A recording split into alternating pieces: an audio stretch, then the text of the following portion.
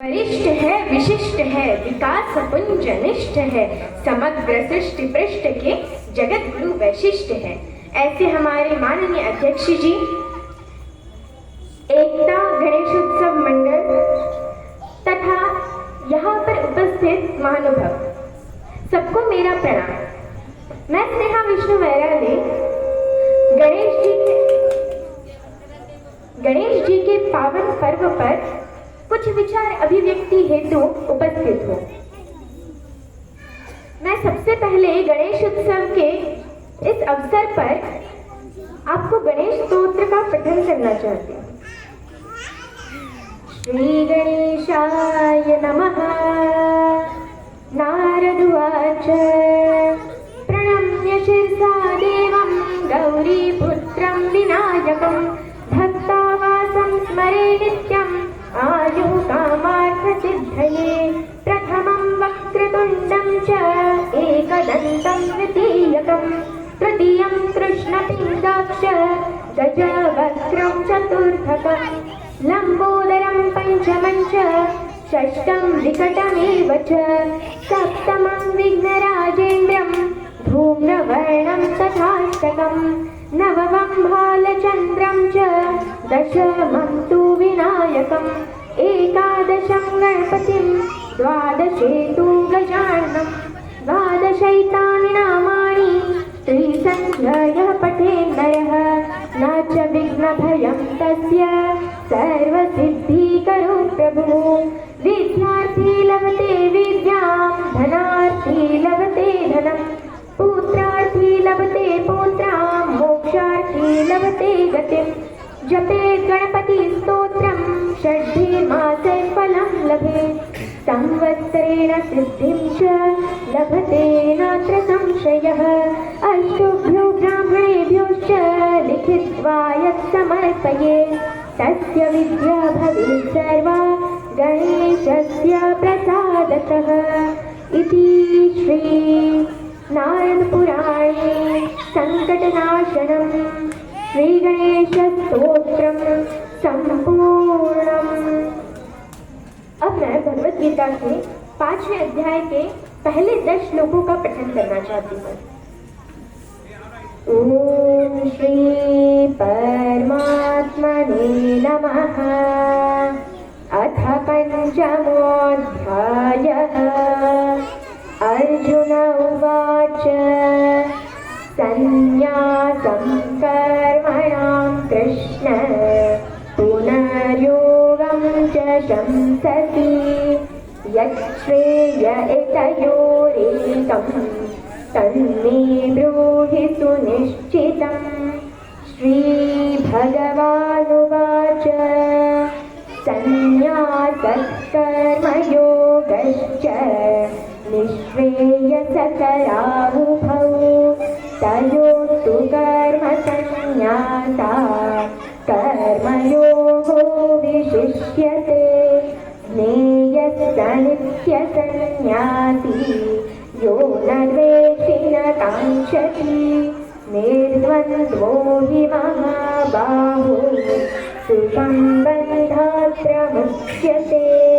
साङ्ख्ययोगौ पृथक् बालाः प्रवदन्ति न पण्डिताः एकमप्यास्थितः सम्यग् उभयोर्विन्दते फलम्।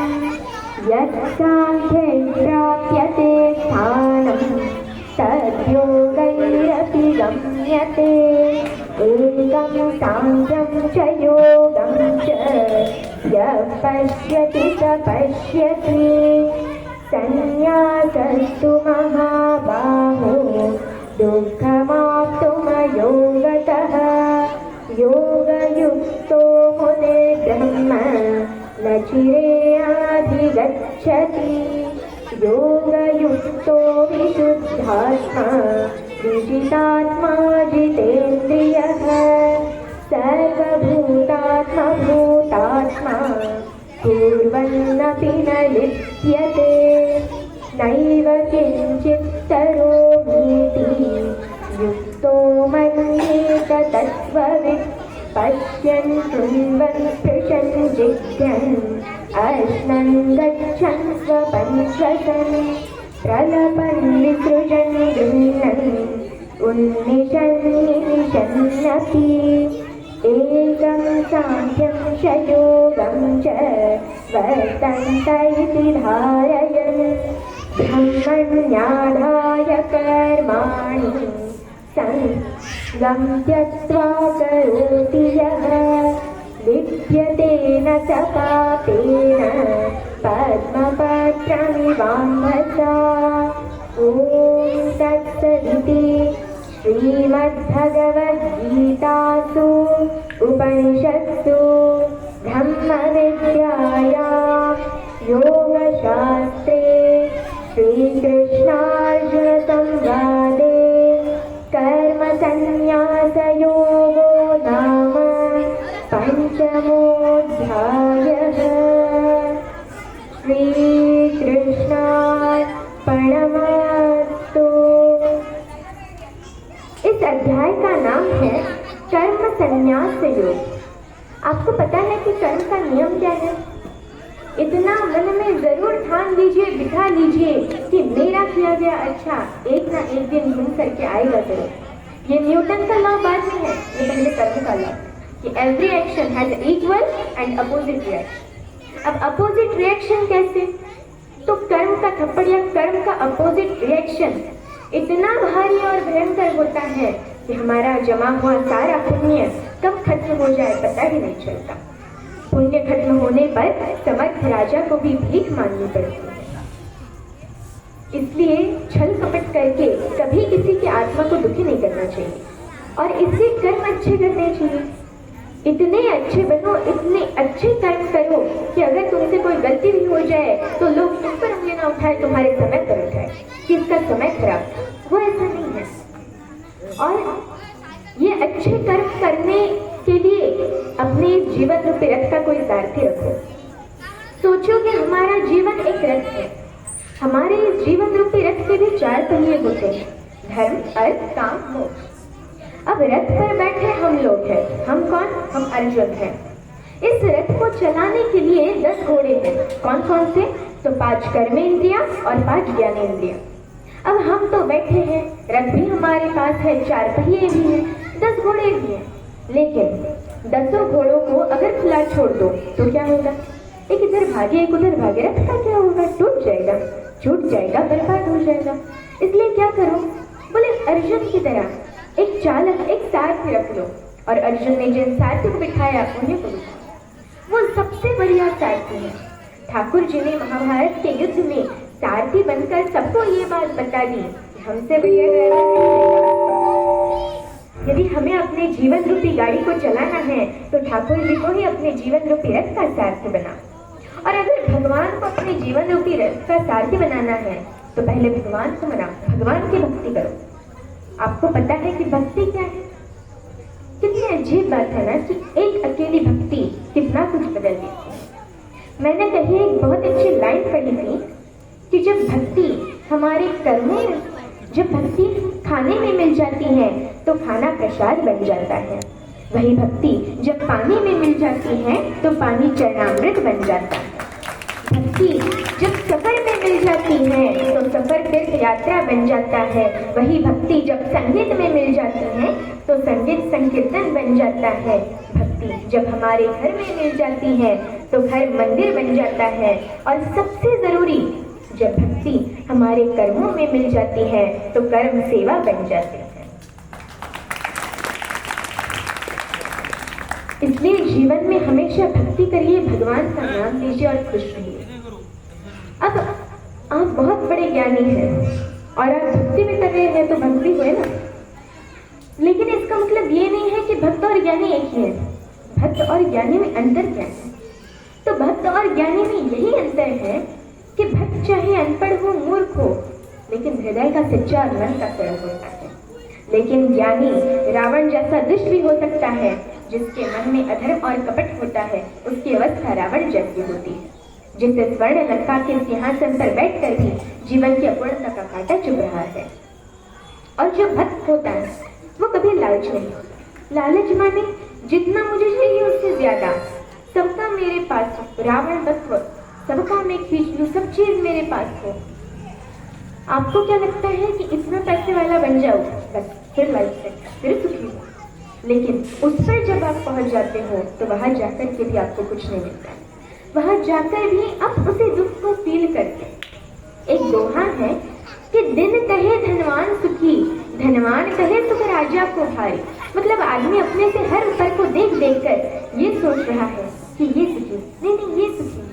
तो दिन कहे धनवान सुखी, धनवान कहे सुख राजा को भारी, राजा कहे महाराजा सुखी, महाराजा कहे सुख इंद्र को भारी, इंद्र कहे चतुरानंद सुखी, चतुरानंद माने ब्रह्मा जी।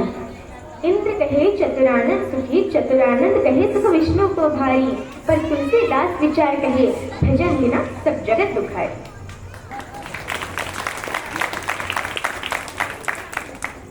आज मैं जिन भक्त प्रेमी अर्थात भगवान श्री कृष्ण इनके विषय में विचार अभिव्यक्ति हेतु आपके समक्ष उपस्थित हुए।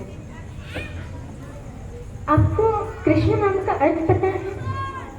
कृष्ण नाम का अर्थ होता है कर्षति इति कृष्ण, जो मन को खींचना जानता है, जो मन को अट्रैक्ट करना चाहता है। मैं हमेशा कहती हूँ कि बाकी देवी देवताओं को मन देना पड़ता है, लेकिन कृष्ण को देना नहीं पड़ता। वो चुरा लेगा, वो अपने आप आपसे छीन लेगा, क्योंकि उसकी लीला ही ऐसी है। कृष्ण कथा ही ऐसी है कि बच्चों को भी अच्छी लगती है, बूढ़ों को भी और जवान को भी। उसको कृष्ण अपने जैसा लगता है। कंप्लीट मैन पूरी प्रकृति में केवल एक हुआ, जिसने बचपन जिया तो ऐसा कि लाड़ में भारत की हर माँ अपने बेटे को कान्हा कहती है, जिसने जवानी जी तो ऐसी कि इश्क में पागल लड़के को कॉलेज में लोग कहते हैं बड़ा कन्हैया बनम करता है, जिसने युद्ध रचा तो ऐसा कि 5 निर्वासित बच्चों को विश्व की सबसे बड़ी अश्वनी सेना के सामने विजय दिलाई, और जिसने ज्ञान दिया तो गीता जैसा, जिस पर हजारों नोबेल पुरस्कार कुर्बान किए जा सकते हैं। ये प्रसंग तब का है जब भगवान श्री कृष्ण हस्तिनापुर के दरबार में पांडवों की ओर से शांति दूत बनकर गए थे। कृष्ण ऐसे ही हैं जो अपनी समीक्षा का अवसर देते हैं।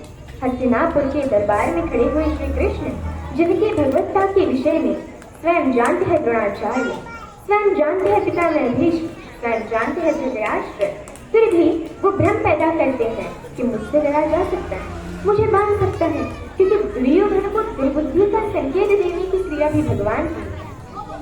आप सबको पता है कि बचपन में एक बार कृष्णा अर्थात द्रौपदी अर्थात यज्ञसेनी जो यज्ञ की अग्नि से निकली, भारतीय स्त्रियों के इतिहास में सबसे दीपिक चरित्र है द्रौपदी। इस देश को इस समय अबलाओं की आवश्यकता नहीं है। अपने केशों पर अगर कोई निर्लज्ज हाथ डाल दे तो उसकी छाती फाड़ देने का साहस पैदा करने वाली द्रौपदियों की आवश्यकता है। भगवान यूं तो शांति लेने गए थे, जब खाना खाने लगे और पांडवों ने कहा, विशेष रूप से युधिष्ठिर ने कहा, माधव मैं युद्ध नहीं चाहता, आप जाना और कहना बस 5 गांव दे दे, हम 5 भाई, हम काम चला लेंगे। माधव ने कहा, बड़े भैया जो आपने कहा है वही होगा। लेकिन माधव तो युद्ध ही चाहते थे। माधव चाहते थे कि एक बार निरंकुश शासकों के छोटे छोटे राज्य विगलित हो और एक अखंड विश्व में एक अखंड भारत का निर्माण हो, भारत की एक अखंड श्रृंखला का निर्माण हो। शांति ऐसे नहीं आती, शांति नहीं तब तक जब तक सुख भाग न का सम हो, नहीं किसी को बहुत अधिक हो, नहीं किसी को कम। ये कहा अर्जुन ने, लेकिन युधिष्ठिर ने नहीं मानी, बड़े भैया ने नहीं मानी। ये जो बड़े भैया लोग होते हैं ना, बड़े शांतिपूर्ण होते हैं। शांति शांति, हर घर में कुछ युधिष्ठिरों की आवश्यकता है, लेकिन हर घर में ऐसे लोगों की आवश्यकता है कि अगर कोई निर्लज्ज कुलवधु की आंचल पर हाथ डालने की कोशिश करे तो बिना बड़े भैया से पूछे अपना गांडीव उठा ले और अपनी गदा उठा ले। ऐसे लोगों की आवश्यकता है। और समय पर अगर ये गांडीव और गदा ना उठे तो मान लेना समाज में महाभारत प्रतीक्षा कर रहा है। पृथ्वी लाशों से कटेगी, कोई नहीं रोक सकता। कृष्णा अर्थात द्रौपदी निर्वासन की कुटिया से बाहर आई और हाथ धुलाने लगी मानव के। उसने कान्हा से पूछा कि कान्हा याद है तुम गर्मी की छुट्टी में हमारे घर आए थे? कृष्ण ने कहा याद है कृष्णा। तुम मुझसे चौसर में हार गए थे? कृष्ण ने कहा याद है कृष्ण। मैंने कहा था कि मैं इस हार का कुछ लूंगी। कृष्ण ने कहा, याद है कृष्ण? कृष्ण ने कहा, तुम्हारा मुझ पर उधार है, एक वादा उधार है, एक कसम उधार है, एक शपथ उधार है। और वादा कैसे तोड़ देते, वचन को कैसे भंग कर देते कृष्ण? क्योंकि मैंने पहले भी बताया है कि कृष्ण कुछ अलग नहीं, कृष्ण भी तो उसी खानदान का कंटिन्यूएशन है जो ये कहता है कि रघुकुल रीत सदा चली आई, प्राण जाई पर वचन न जाए। वो तो वही है, सिर्फ सूर्य से चंद्र में आए हैं, इतना ही तो हुआ है। मुस्कुराते हुए कृष्ण ने कहा, मान क्या मानती है? आज क्यों मानती? बोले, यही तो समय है, हस्तिनापुर क्यों जा रहे हैं? कृष्ण ने कहा, अरे अंदर बात नहीं सुनी, बड़े भैया कह रहे थे शांति लेने जा रहा हूं, जाओ शांति लेकर आओ। द्रौपदी ने कहा, तुम्हें उस हारी हुई बातें की शपथ देती हूँ, युद्ध लेकर लौट। ये तो कृष्ण को पता ही था कि युद्ध मिलेगा, लेकिन मूढ़ को, पापी को, दुष्ट को अंतिम समय तक समझाना आवश्यक है, ताकि विश्व भर को, समाज को संदेश जा सके कि ये तो पिटने का ही अधिकारी। किसी मूढ़ को, किसी जड़ को, किसी पापी को, लगातार बदतमीजी करने वाले किसी व्यक्ति को आपको पता हो और आप सड़क के बीच पीट दो तो 4 लोग उसके समर्थन में खड़े हो जाएंगे, क्यों मारे इस भले आदमी को? लेकिन वह लगातार बदतमीजी करे, गली में, मोहल्ले में लगातार गुंडे करे, उससे पूरा मोहल्ला परेशान है। और एक दिन कोई लड़का जिसकी जवानी ठीक से फूटी हो, वो पकड़ के थप्पड़ के और छाती पे घुटना रख के बैठ जाए, लोग कहेंगे सही पे टेंशन। इसी योग्य दुर्योधन पिटना है, दुर्योधन की मृत्यु तय है, ये तो तय है, लेकिन कृष्ण जगत को भी बताना चाहते थे। वर्षों तक वन में घूम घूम, बाधा विघ्नों को झूम झूम, सहधोप घाम पानी पत्थर, पांडव आए कुछ और निखर, सौभाग्य में सब दिन सोता है, देखे आगे क्या होता है। मैत्री की राह दिखाने को, दुर्योधन को समझाने को, सबको सुमार्ग पर लाने को, भीषण विध्वंस बचाने को, भगवान हस्तिनापुर आए, पांडवों का संदेश लाए। 2 न्याय अगर तो आधा दो, 2 न्याय अगर तो आधा दो, तो इसमें भी यदि बाधा हो तो दे दो केवल 5 गाँव। रखो अपनी धरती तमाम, हम वही खुशी से खाएंगे, परिजन पर असी न उठाएंगे। दुर्योधन वह भी ले न सका, आशीष समाज की ले न सका, उल्टे हरि को बांधने चला, जो था असाध्य साधने चला। जब नाश मनुष्य पर छाता है, पहले विवेक मर जाता है। जब नाश मनुष्य पर छाता है, पहले विवेक मर जाता है। हरि ने भीषण अहंकार किया, अपना स्वरूप विस्तार किया, डगमग डगमग दिग्गज बोले, भगवान कुपित होकर बोले, जंजीर बढ़ाकर साध मुझे, हाँ हाँ दुर्योधन बांध मुझे। यह देख गगन मुझ में लय, यह देख पवन मुझ में लय है, मुझ में लीन है झंकार सकल, मुझ में लय है संसार सकल। अमृत फूलता है मुझ में, संहार झूलता है मुझ में, उदयाचल मेरा दीप्त भाल, भूमंडल वक्षस्थल विशाल, भुज परिधि बंद को घेरे हैं, मैं नाक में रूपक मेरे हैं। तेज जो ग्रह नक्षत्र निखर, सब है मेरे मुख के नजर। दृढ़ हो तो दृश्य कांड देख, मुझ में सारा ब्रह्मांड देख। चर अचर जीव जक्ष रक्षर नश्वर मनुष्य दुर्जात अमर, शतकोटि सूर्य शतकोटि चंद्र शतकोटि सर सिंधु मंद्र, शतकोटि विष्णु ब्रह्मा महेश, शतकोटि विष्णु जलपथ धनेश, शतकोटि रुद्र शतकोटि काल, शतकोटि दंडधर लोकपाल। जंजीर बढ़ाकर साध मुझे, हाँ हाँ दुर्योधन बांध मुझे। भूलोक अतल पाताल दे, गत और अनागत काल दे। यह देख जगत का आदि सृजन, यह देख महाभारत का रण, मृतकों से पटी हुई भू है, पहचान कहा इसमें तू। अंबर में कुंतल जाल देख, पद के नीचे पाताल देख, मुट्ठी में तीनों काल देख, मेरा स्वरूप विकराल देख। सब जन्म मुझे से पाते हैं, सब लौट मुझे में आते हैं। जिज्ञासा से करती ज्वाल देख, सांसों में पाता जन्म पवन, प्रजाति मेरी दृष्टि है, हंसने लगती है सृष्टि है। मैं जब ही मोदता हूँ लोचन, छा जाता चारों ओर मरण। सवाल देखना, बांधने मुझे तो आया है, जंजीर बड़ी क्या लाया है। यदि मुझे बांधना चाहे मन, पहले तो बांध अनंत गगन। और ये 2 पंक्ति भगवान का कृत वाक्य है। सोने को साधन सकता है, सोने को साधन सकता है, वह मुझे बांध कर सकता है। हित वचन नहीं तूने माना, मैत्री का मूल्य न पहचाना। तो ले मैं भी अब जाता हूँ, अंतिम संकल्प सुनाता हूँ। याचना नहीं अब रण होगा, जीवन जय या कि मरण होगा। टकराएंगे नक्षत्र घर, बरसेगी भू पर वही प्रखर। फणशेष नाग का डोलेगा, विकराल काल मुंह खोलेगा। दुर्योधन रण ऐसा होगा, फिर कभी नहीं जैसा होगा। भाई पर भाई टूटेंगे, विष बाण बूंद के छूटेंगे। गाय से शुगाल सुख लूटेंगे, सौभाग्य मनुष्य के फूटेंगे। आखिर तू भूषाई होगा, हिंसा का परदाई होगा। ही सभा सन्न सब लोग डरे, चुप थे बेहोश पड़े। केवल दो नरना अघाते थे, धृतराष्ट्र विदुर सुख पाते थे। कर जोड़ खड़े प्रमुदीप निर्भय, दोनों पुकारते थे जय।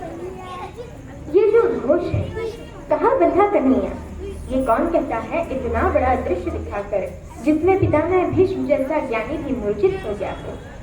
केवल एक बच्चा देखने वाला, केवल एक ने देखा, किसने? विदुर ने। धृतराष्ट्र तो मन की आंखों से महसूस कर रहे होंगे, लेकिन विदुर ने वो साक्षात दृश्य देखा जिसके घर का साथ खा कर गए। ये जो कन्हैया है, जो दुर्योधन को देखने का मौका भी नहीं देता, जो ये कहता है कि विश्व को साध सकता है, शून्य को साध सकता है, तो मुझे मानना यही कन्हैया यशोदा की आंगन में यमलार्जुन के बीच में रस्सी से बंधा हुआ एक पहर तक रोता रहता है, मैया अब छोड़ दे, अब खाली कर दे, अब नहीं छुड़ाऊंगा। बड़ा हो तो ऐसा और छोटा हो तो ऐसा, इसी का नाम कन्हैया है।